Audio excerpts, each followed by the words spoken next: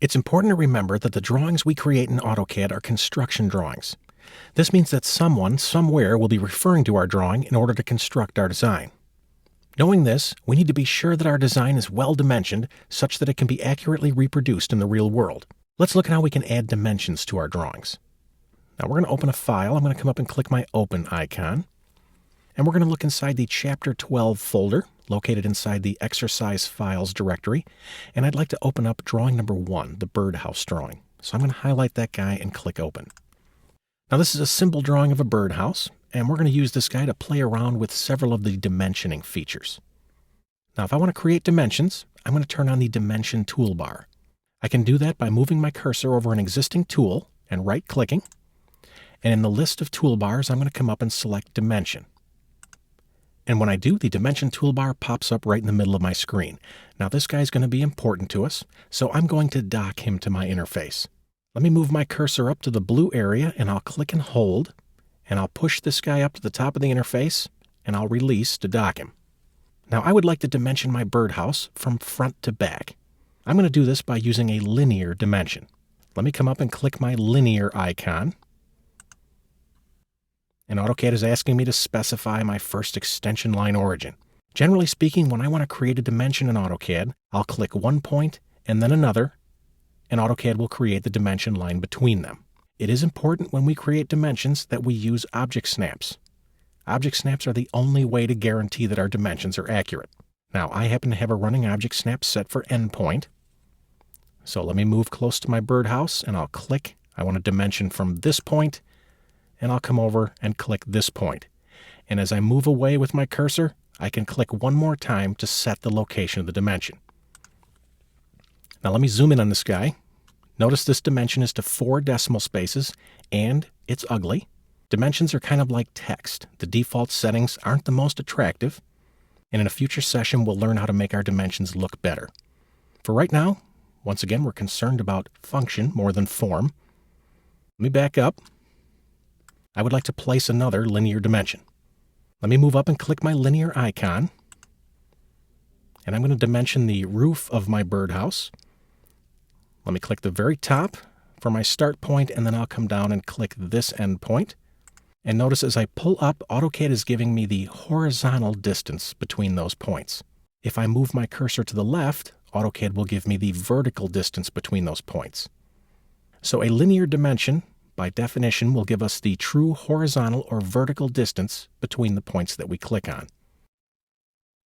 I'm just going to go ahead and pull this guy up, and I'll click to place my dimension. Now this is in contrast to the next dimension style we're going to look at.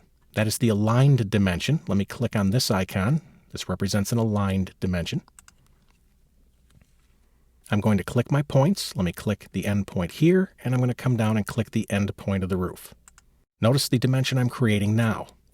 An aligned dimension will give us the true distance between the points that we click on. Essentially, I am dragging a dimension line that is parallel to the 2 points that I clicked. Once again, I'm going to click one more time to place my dimension. Let's create a continuous dimension string. This is something that we typically see on mechanical and architectural drawings. Now, to create a dimension string, I need to have a dimension to start from. I would like to create a continuous dimension string that represents the elevations of my birdhouse. Now, since I'm dimensioning the vertical distances, I'm going to be using a linear dimension. Let me come up and click linear. I'm going to move over and I'll click my first endpoint. I'll come down and click my next endpoint, and then I will move my cursor to the side and I'll click one more time to place the dimension. I now have my initial dimension that I can create my continuous string from. Let me move up and click this icon. This guy represents my continuous string. And as soon as I click the icon, notice AutoCAD is giving me the rubber band effect from my previous dimension. At this point, all I have to do is click the endpoints where I would like to create my dimensions. I'll click here, I'll click the top of the base, and I'll click the bottom. When I'm finished, I will right-click to finish my string and select Enter. Notice AutoCAD is still in the command. It's saying Select Continued Dimension. I could create another string if I wish. Watch if I come over and click this dimension, I can pull a continuous string from this guy. Let's dimension to this end of the birdhouse. When I'm done, I can right-click and select Enter, and then I'll hit Escape to get out of the command. Let's create some baseline dimensions.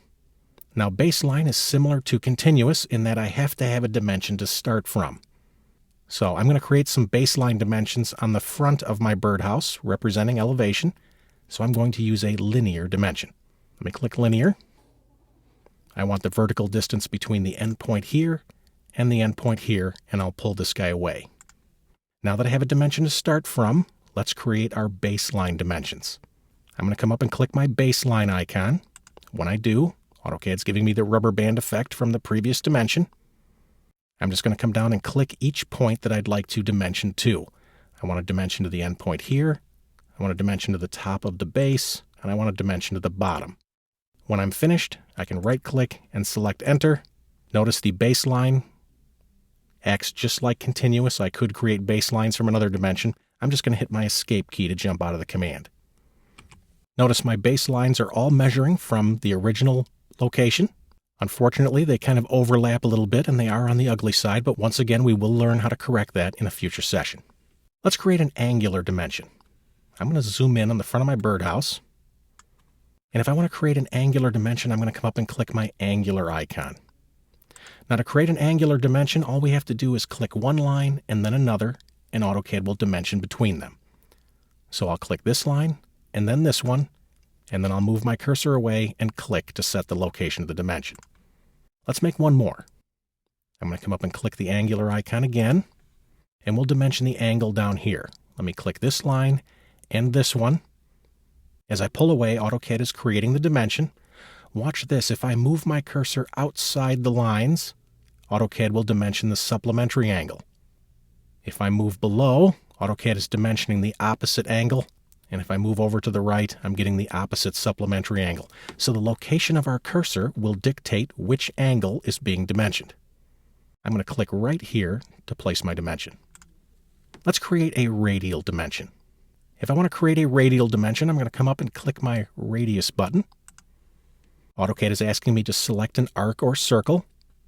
I'm just going to click this circle right here. AutoCAD gives me the radius. By default, it is set to a liter. I'm just going to pull away, and I'll click to set the location of my dimension. Let's try a diameter. If I'd like to dimension a diameter, I'm going to come up and click my diameter icon. AutoCAD's asking me to select arc or circle. Let me grab this circle, and once again, I'm creating a liter. Let me pull away, and I'm going to click to place the liter in my drawing. Now be careful. I have a running object snap.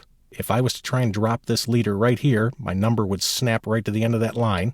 So be cautious with the running object snaps when you're placing your dimensions. I'm going to click right here to place my dimension. Notice the diameter dimension contains the diameter symbol. This is how we can tell the difference. Based on the dimensioning skills we've just learned, we now know enough dimensioning types to fully dimension this part. Using AutoCAD's dimensioning tools, along with our object snaps, we can quickly and easily document our design and allow our contractor to accurately reproduce our design out in the field.